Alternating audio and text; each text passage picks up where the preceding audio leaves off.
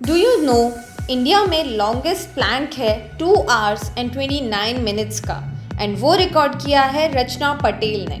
Rachna Patel a 24-year-old warrior जिसने scoliosis जैसी disability को बीट किया and today she is not only pursuing her MBBS, she is also working day and night to support all the scoliosis patients around the world and we are so excited to know her journey.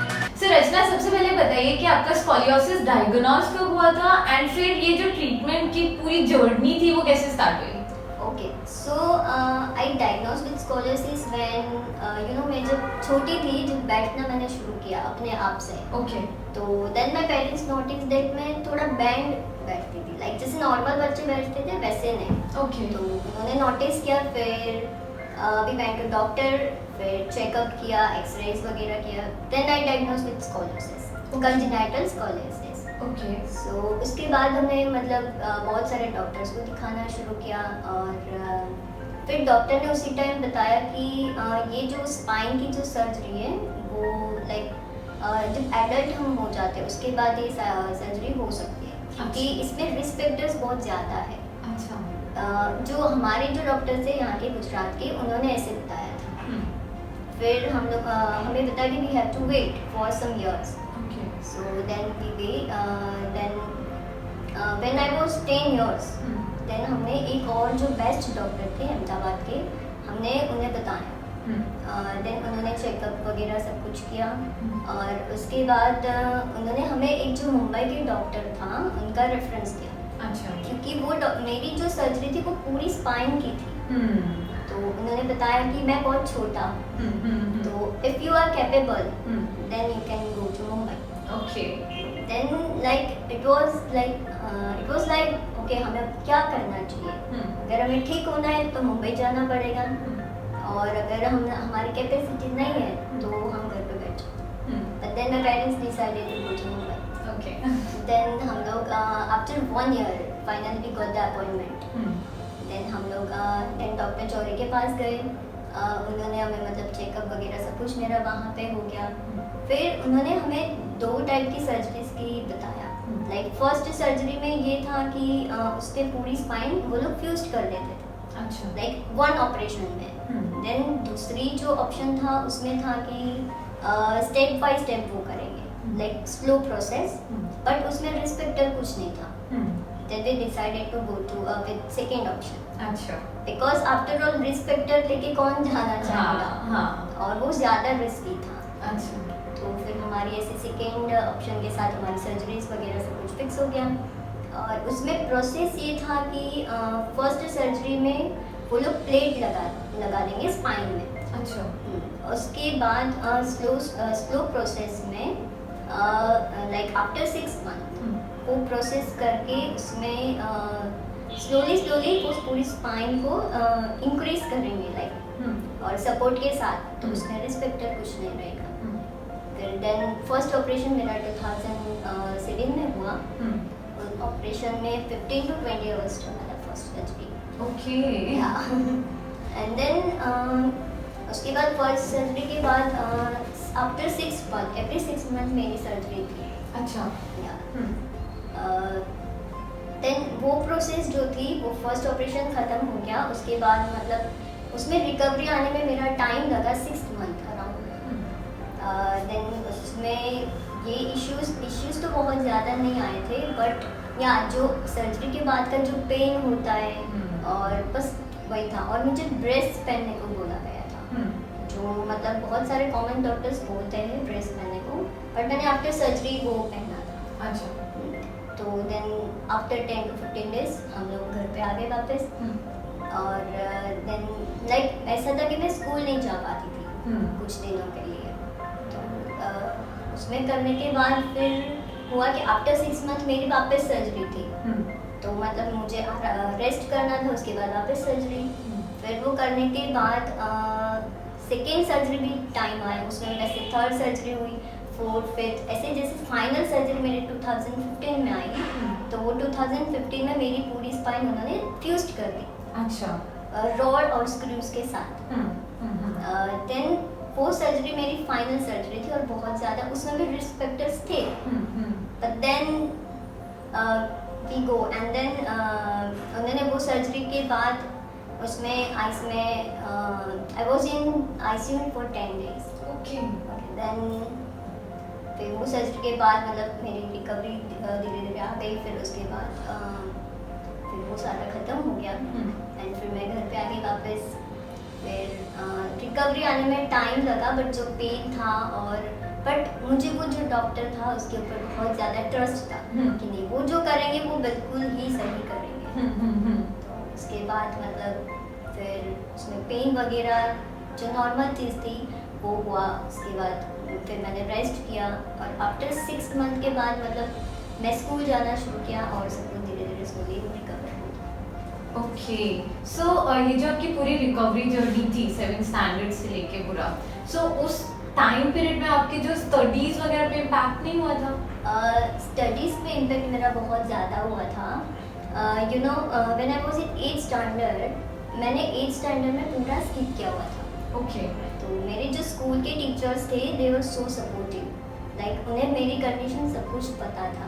तो सिर्फ 8th standard में ये problem हुआ था. उसके बाद मेरी studies में बहुत ज़्यादा इफेक्ट आए थे but somehow I managed to pass. Like even every subject I pass. Okay so आपने सब मैनेज कर लिया था. ठीक है. सो स्कूल में या आपके फ्रेंड सर्कल में आपको कभी ऐसे अलग फील कराते थे लोग? Never. You know, I'm so blessed to have friends like very supportive and positive. And I like, you know, मेरे जो friends थे वो always मुझे cheer up करते थे बहुत ज़्यादा. Like जो normal friends होते हैं वो भी नहीं करते उतनी ज़्यादा. वो मतलब मेरे लिए बहुत ज़्यादा like excited थे कि नहीं तुम कुछ करो तुम ये करो. मैं कुछ भी छोटा सा भी करती थी तो वो लोग बहुत ज़्यादा supportive थे. तो I'm so blessed. Like मुझे कभी ऐसा फील नहीं हुआ. Never felt. सो ये प्लैंक एक्सरसाइज ही आपने क्यों सेलेक्ट की? ये कहाँ से आपके माइंड में आया? प्लैंक एक्चुअली मैं बिफोर सर्जरी मैं एक्सरसाइज भी करती थी और मैं स्विमिंग भी करती थी. सो पहले से मतलब मुझे एक्सरसाइज वगैरह में बहुत ज़्यादा इंटरेस्ट था. बट आफ्टर सर्जरी ये सब कुछ बंद हो गया था. Like I can not move. Like मैं एक्सरसाइज कैसे कर सकती थी. So then after 1 year of my surgery, in 2016, then I decided to do exercise. So slowly I started exercise and then one day like I was scrolling Instagram and then I saw one girl from USA and she has scholarships and she is doing plank. So I thought I have to do plank because you know plank is for core exercise like. So I know that if I like core muscle I have to be strong. Then spine मेरी बहुत ज़्यादा उससे supportive रहेगा. Then I started doing plank in 2017. And then first में मैंने continuous नहीं करा था. But starting में मुझे मतलब थोड़ा pain होने लगा ये हुआ. Then slowly मैंने उससे पहले बंद कर दिया. फिर उसके बाद मैंने वापस start किया. देन फिर मैंने 2018 से डेली करना शुरू किया and I have documented my entire plank journey on Instagram. Okay from day 1 to day I have seen that. then I started from 3 minutes and then now I can do 2 hours and 30 minutes and I you know India Book of Records मैंने उसमें record भी बनाया हुआ है. Okay तो मतलब ये करने का मतलब मुझे एक दिमाग में ये था कि मैं सर्जरी से पहले सब कुछ कर पाती थी. अब नहीं कर पा रही हूँ पर मुझे अब करना है तो मुझे किसी चीज़ में भी रिकॉर्ड बनाना है बस. तो आपकी पूरी जो जर्नी थी उसमें बिगेस्ट सोर्स ऑफ इंस्पिरेशन क्या था? Biggest source of my inspiration is my family. Okay. My all time supporter and even my doctor जो मुंबई के डॉक्टर हैं वो मेरे बहुत इंस्पिरेशन है. वो स्टडीज़ के लेके लाइक एक्सरसाइज और सब हर चीज़ में वो मेरा सपोर्ट करते हैं. सो नॉर्मली हमारी लाइफ में लाइक इवन नॉर्मल हम लोग जैसे कि मैं मेरे फ्रेंड्स से बहुत कंपेयर करती हूँ खुद को. सब लोग एक दूसरे से कंपेयर करते हैं कि यार उसके पास ऐसा है मेरे पास नहीं. सो आप ऐसे कभी दूसरे से खुद को कंपेयर करते हो? नहीं मेरी लाइफ में एक चीज़ एक पॉजिटिव ये है कि मैंने कभी खुद को किसी के साथ कंपेयर नहीं किया. एटलीस्ट मेरे पेरेंट्स ने मुझे कभी ये सिखाया ही नहीं है क्योंकि जस्ट एग्जांपल कि हम सब अलग अलग हैं, हम डिफरेंट हैं, लाइक कोई भी सेम नहीं है। और अगर if we compare ourselves with others then हमारा जो यूनिक टैलेंट है, जो हमारी अंदर की जो पर्सनालिटी है, वो हम उसकी इंसल्ट करते हैं। सो एंड ऐसा कुछ नहीं है कि हर लोग सेम चीज़ कर सकते हैं, तो दुनिया ही कुछ अलग होती है। जो चीज़ मैं कर सकती हूँ वो आप नहीं कर सकते, आप कर सकते हो वो मैं नहीं कर सकती। बट मेरे अंदर जो टैलेंट है I have to find it out. That's it. So I never compare myself. That's very great. So now you are all set to be a doctor. Yeah. आपने पूरा आपका MBBS का चल रहा है, you're studying it. But आपको कभी ऐसा फील हुआ कि मे बी आपकी हाइट की वजह से या ऐसा नॉर्मली भी कि आपके पेशेंट्स या लोग आपको सीरियसली नहीं ले गए? You know, before getting admission, sometimes होता था, क्योंकि मैंने एडमिशन नहीं लिया था, उससे पहले बहुत सारे थॉट्स आते थे दिमाग में। बट जब मैंने एडमिशन ले लिया उसके बाद मुझे कभी भी मैंने नहीं सोचा ऐसा, क्योंकि मैंने दिमाग में सोच लिया कि अब ले लिया एडमिशन, हमने कर दिया है तो अब इससे पूरा तो करना ही पड़ेगा। और उसमें ये है कि ये फील्ड ऐसी है कि we can make a difference. Like जो डॉक्टर होते हैं उसका मतलब वर्क है कि टू हेल्प पेशेंट, तो हमें लोगों को हील करना है, तो उसके लिए पहले हमें खुद को हील होना पड़ेगा। एंड आई बिलीव कि मेरी जो जर्नी है स्कोलियोसिस की, वो it will help to heal patient like in real, like you know for patient, like the most important thing is your communication skill, your compassion, and then your love towards your patient. So I believe that this is my most important opportunity to make a difference in this society. Okay. So आपका जो objective है behind आपने MBBS की क्यों select किया? क्योंकि ये जो फील्ड है उससे मुझे बहुत सारी अपॉर्चुनिटीज़ मिल जाती है कि मुझे जो मेरा जो स्कॉलरशिप है, तो उस स्कॉलरशिप का मुझे ट्रीटमेंट करना होगा, तो मुझे MBBS के थ्रू में ऑर्थोपेडिक्स बन सकती हूँ।